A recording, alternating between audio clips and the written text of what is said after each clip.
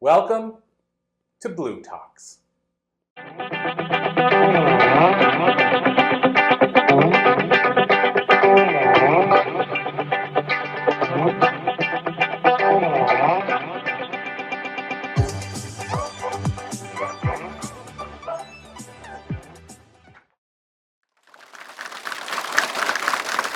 So, welcome everybody. I say back from lunch, but if you're watching this video, which that's where a lot of the people watching will be coming from, that means nothing to you.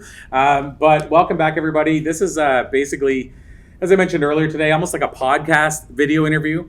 And I'm super excited to have Campbell and Johnston with me. The name has been changing over time. Yes. Christine Campbell. You already knew it for years, but saying it together might be a little really confusing. Tricky. And Johnston with a T, which makes it even more exotic. Yeah, so Campbell and Johnston with a T here with me. And I was just saying to somebody today, it's kind of wild that two Islanders have to come to Halifax to do an interview. Yeah. So Christine's Prince Edward Island born, like myself. Mm-hmm. And yeah, it's cool to see all the cool things you've been doing over the years. So let's dive right in.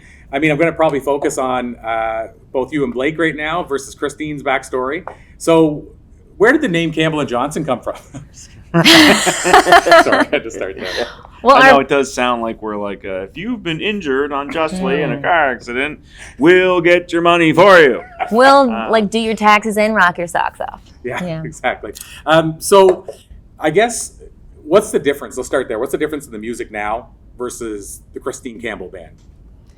We both had backgrounds in like heavier rock. And then when I decided to do a solo project, it was a lot more folky. And so I kind of tried to go the opposite of my band, Stone Mary, at the time. And that was confusing because then the band broke up and then I only had the solo album and the flower in my hair versus the fishnets and the Les Paul electric guitar. So I feel like now I'm finally in the middle, which I have the best of both worlds. Right now it's mostly blues rock, I guess, by today's standards, not by a blues purist point of view. But right now it's like very guitar driven. And we can still rock out, but we can still play our folk songs and we can kind of get away with everything that we love, but still kind of sculpting out our own sound finally. And is the vinyl ready yet? Because I wanted to buy the vinyl. Okay, so put almost. We were having that conversation on the way in. No, we're waiting. The order's in. They have all the artwork, all the files. So it's just a matter of, I think the popularity in vinyl over the last couple of years, when you go to get vinyl printed, it's a lot longer than getting CDs or other merchandise pressed up. So, and this is our first time getting it. So planning, I guess, wasn't amazing. But in 2024, you can now release a record without having the hard copy because so many people are, they get it online or they stream it anyway so it's kind of... It'll be ready by the official album release party, which to me is the most important. At the Carlton and the Trailside in September and October, that's where we really want to have everything. So it's nice. We set the bar very low. Track, actually. We're going to have the vinyl plenty early. Yes. Technically. Compared to when you start talking about the vinyl. Absolutely. Yes. I will say I shared this earlier today. This kind of blows my mind. Just before we were starting to set up today, a photo showed up and it said June 25th, 2019. Mm-hmm. Do you guys know where you were that night? No. Well, it was your birthday because today, the 25th, is his birthday. I don't know. What? Yeah, it is. Yeah. Happy birthday. So we should know. So that would have still been your birthday. You guys were at the Trailside. You were doing a CD release party. Okay. Oh, you're 100% right. I get a photo of you holding the CDs. Or no, it would have to be in... Would that have the been old 2020? And I would have gotten pregnant right at the end of that month. And June 30th was around the day that... Yeah, because the other... it was my birthday. I was wasted. I have no idea. I don't remember any of it. 2020 would have been COVID. We wouldn't even been there. Yeah. No, this was the old Trailside, the further one. The pictures don't lie. Pictures don't lie. Anyway, I just thought that was fascinating. Yes, I do remember. Yes. Literally 5 years to the day. It was a great show, by the way. It was a great show. If you were there. Great birthday. Literally 5 years to the date. We're sitting together, and we had a photo together 5 years ago. So yeah. I just thought that was cool. I have some memories popping up as well. I'll tell you. And by the way, I was sharing with somebody here, I forget who it was today, that I don't remember exact date, but Laura, I met her the same time you and I played, I don't know if you were there for the International Business Trade Show at the World Trade Center. Right. No, Blake wasn't at least there for that. But Yeah, so that was... that was even longer. I was wasted at that one too. So Yeah. I don't remember. No, I'm just, He doesn't drink, eat. No. So- that'd be funny. So having said that, how many shows have you not been wasted? I'm just kidding. all of them. That's just bad memory. He's never had a drink. Yeah. That blew my mind. So I found this out in rock and roll, especially. But Shelley, my wife, I think she found this out recently. I think you told her at the show in Charlottetown. This like Maybe. recently. Anyway, and she said, "You know, Blake's never had a drink." And everybody's always like assuming he's a recovering alcoholic, but he just doesn't drink. Recovering alcohol. I've gotten that quite a few times. So like, They're like, "Good for you, used to, so you." or like, Yeah. and you don't now because Because I guess that's how most people do it. So the new CD then, and I still call it a CD. I don't know, what we're supposed to I still it. call it Well, the new record. we did make CDs, so we weren't going to originally. So then it would have been odd because I've been calling it a CD release, and you just called it a CD release. So if I said the new we CD, almost didn't and have you a CD. Yeah, that would have been So odd. it would be awkward. So the new CD, where was it recorded, produced? I know the previous one of yours, I believe, or maybe tour before that, was with Classified in Enfield, right here in Nova Scotia. So the Roller Coaster album, which was the last one I did solo, was kind of I just wanted to experiment and like try different producers. Blake actually produced a chunk of that at SLR Studios, and we went through Jeff Burrows, the drummer of the D Party. That's how we met him, and he played drums on a couple while we were doing his drum marathon. Then Classified produced a few tracks, and Brian Moncars produced a few tracks. So it really was a roller coaster album because it had a lot of different vibes, my classical piano, the rock side, and as well as people producing. But after that, then we did a self-produced one. Yeah. So most of the last record was done at Ocean Floor, which used to be on Spring Garden Road in Halifax, underneath a music store called Fantasy Music at the time. They've now moved. They're off of Allen Street. So this new record, the drums were all recorded at that studio, and the rest of it was done in our basement. So Yeah, we built a little studio when we bought our house, and sort that's of kind a of the dream. humble Where it's studio, humble, but recording space, rehearsal space. It kind of doubles as whatever we need it for. A lot of times, if you are watching our online content, or when we goof a note on, say, like an Instagram or Facebook Live, it's usually in that room. So anybody that's been on there would recognize the yellow room with the baffles and stuff. So and we still get Marty from SLR Studios to mix and master, and he kind of coaches us so that we don't, look stupid. If we did something wrong, he'll let us know, or like it's kind a learning of curve. mentor a little bit about like try to do this or you're getting static here. But I felt better about this album personally than any other album I've ever done, because I really liked it thoroughly all the way through myself. But also I just felt like we started to scratch the surface of me singing comfortably when nobody's watching. So I was able to kind of let loose a little bit more, and It's a much different vibe than when you're in a studio where, even though we're quite comfortable with the people that run Ocean Floor, it's still different. It's you're paying for your time. There's just all kinds of little variables that are always poking their head out. But when you're in your basement, we did an interview recently, and they said, what was it like doing the record in your basement? And my response was, pajamas and slippers, baby, all day. So it was nice. We could just kind of go downstairs. Hard to walk into the other studio. Totally. yeah. I mean, they would let us, but I would feel weird. So It's got its own pros and cons, but I think at the end of the day, I want the lab downstairs where I can be a mad scientist without scrutiny, essentially. So, I mean, this is going back now a bit, but you've been a musician for, like, obviously your whole life, but I mean, like, an actual full-time musician for a long time, since I've known you, Yeah. and longer. And so this is, again, probably a weird question, but COVID, was there any point during that, whenever, like, you couldn't play live anywhere, that you're like... Because we had our son exactly when COVID happened, like I gigged right into my 9th month of pregnancy, and I had booked a lot of gigs too post, because I just wanted to ensure that we had a steady income while being new parents, although I have a stepson as well. But at that time, it was just, he was a colic baby too, and things worked out. Even though we did the move, we did a lot. And every day I just woke up every morning and, trusted that things would work out, because on paper for the last 5 years, it did not look that way, but every year worked out better than I could have. But that really kept us busy. So to answer your question, I didn't have time to think about it. I have no idea. I just tried to trust. Start to slowly accumulate some of the recording gear when COVID happened. Some of it was just started because we would do some streaming. We were in a different house at that point, but we also rehearsed and did some light recording or demoing in our basement. And when it was like up in the air, how long is it? What's going on here? Like Christmas? And then it was like next year. So okay, maybe we'll invest a little bit of money and buy a couple things that'll boost the audio quality. And we bought the house, we built the studio, we did the renovations. I don't know when that ever would have worked. But that honestly, was kind of because of, okay, well, if we're going to keep doing this in some way, then maybe it might make sense to try and figure out how to. We have no business messing with computers and outboard gear, and I have no idea how any of this works. But we got a lot of time on our hands and a questionable future, so let's do it. I don't say I didn't have a lot of time on my hands. Well, he was I a mean, colic baby. I was tired.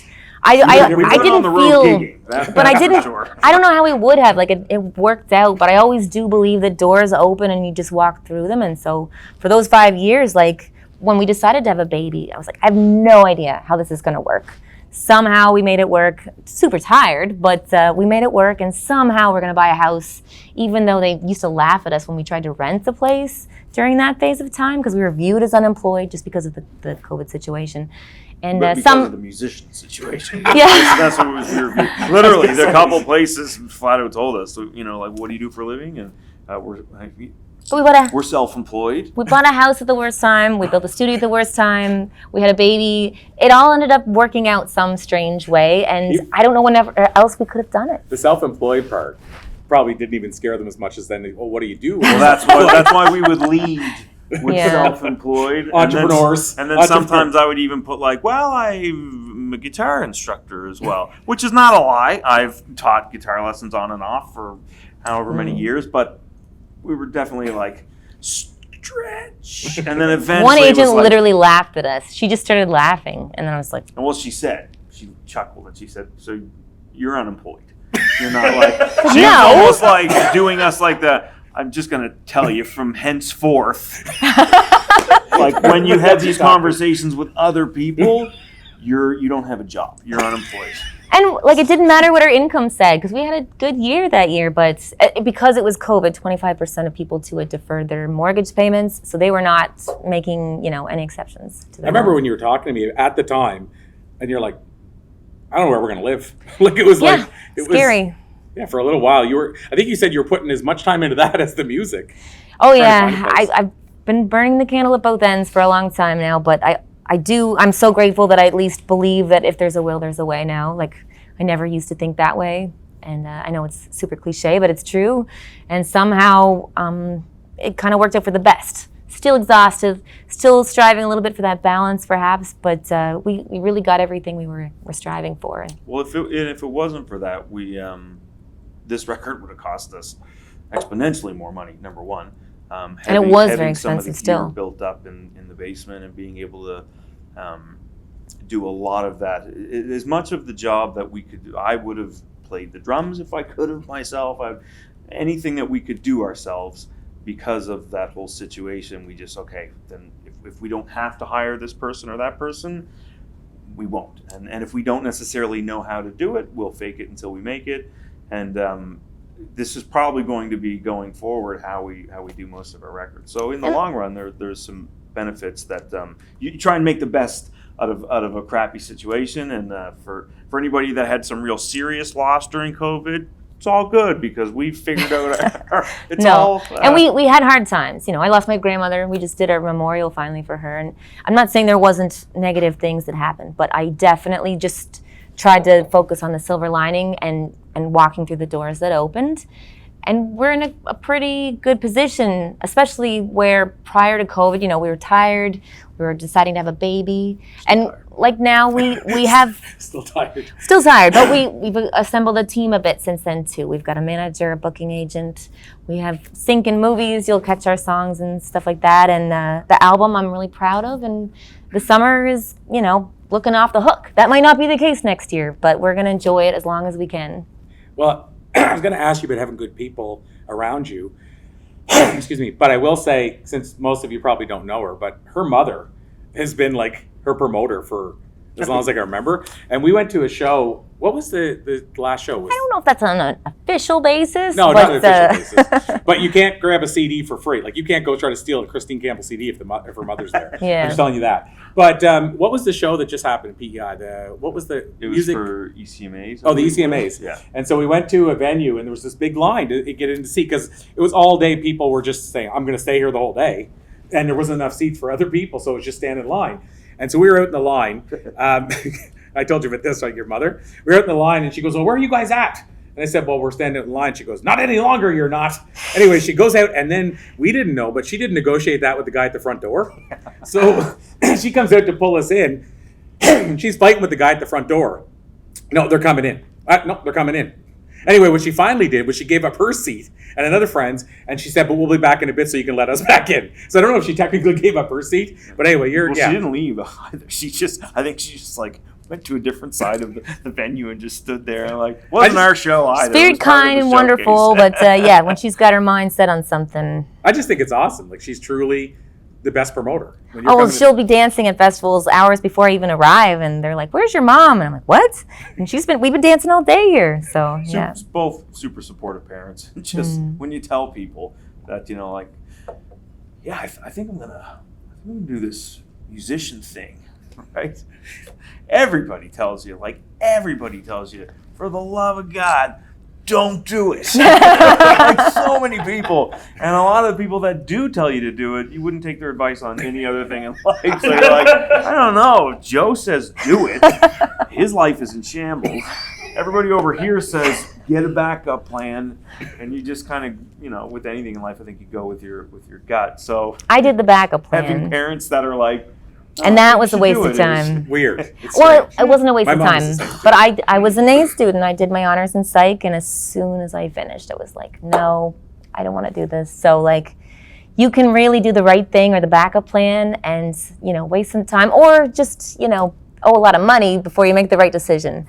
But, yeah, I'm happy that I had the epiphany before, at least I'm 80, I guess. Yeah. So, you know, down to the last few minutes, I want to ask you guys, going back to the album and stuff, one of the things I noticed is you're singing a bit more on the album, right? Mm-hmm.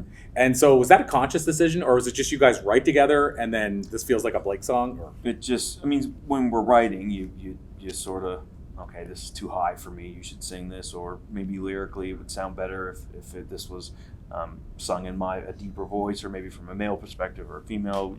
When we're writing the songs, you're making those decisions. But when you're trying to put a bunch of them together, you're just, what are the best songs that we have here? At the end of the day, it's like, I don't necessarily Guitar's care first who's- language for you.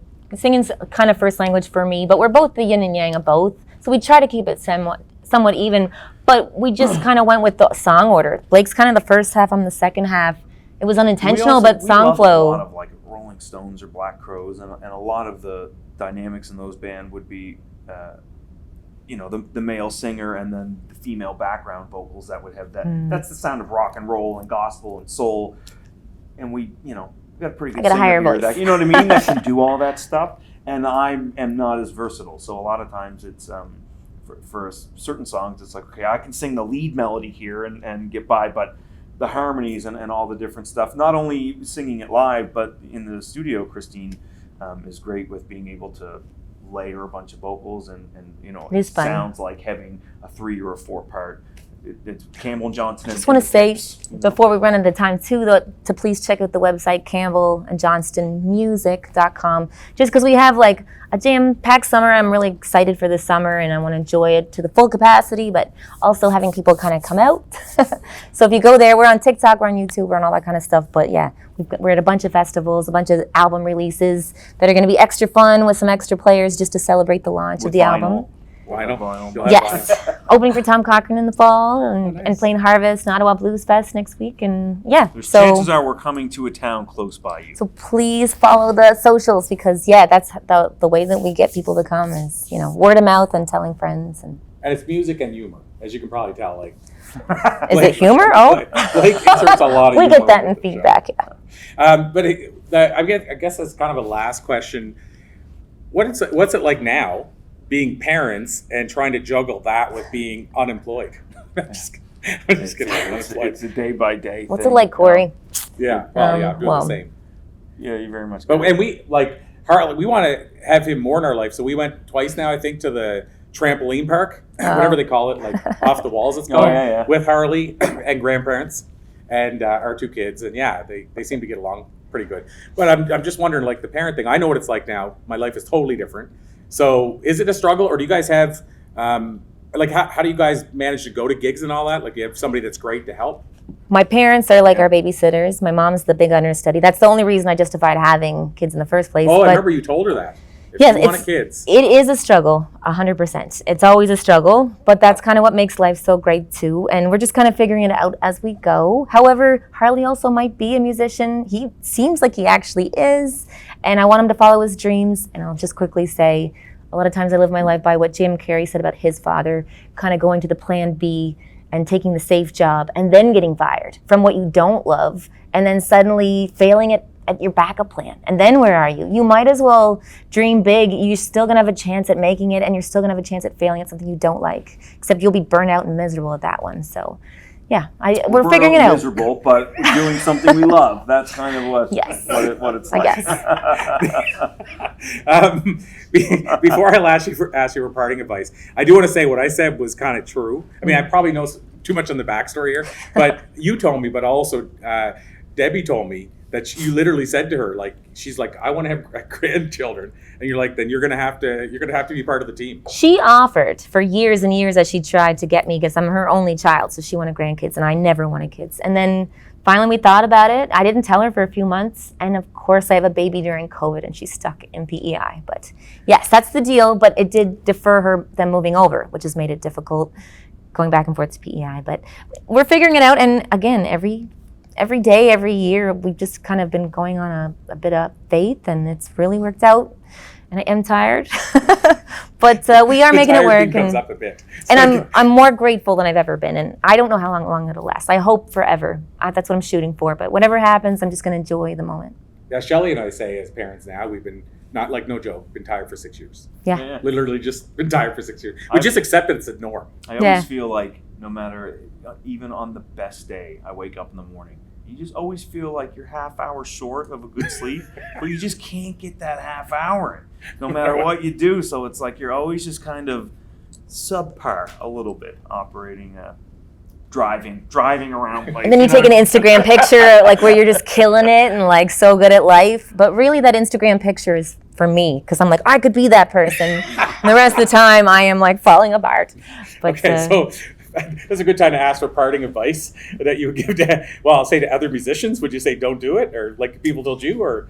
I would say, do it. I mean, I it doesn't affect your life. Yeah, but I can't believe I almost missed out. Know what you do. At the end of the day. But you know what? You can know what you do, because if you know all the repercussions, you'll never do anything. That's a fair enough, but be prepared. It's probably not exactly what you think it's going to be. That's a fair statement about it. Yeah. It is the best decision we've ever made, even though it is the most tiresome one. Okay. That's like a good mic drop, even though it's the most tiresome. and now, believe it or not, they're going to get behind instruments and play. Like, I mean, just the fact that they're so tired and they're here for you, and I'm so tired and I'm here doing this interview for you, that should be worth an applause. But thank you guys so much. Absolute pleasure. Thank you. Can't wait to hear a few songs. Always a pleasure, Corey. Thank you, guys.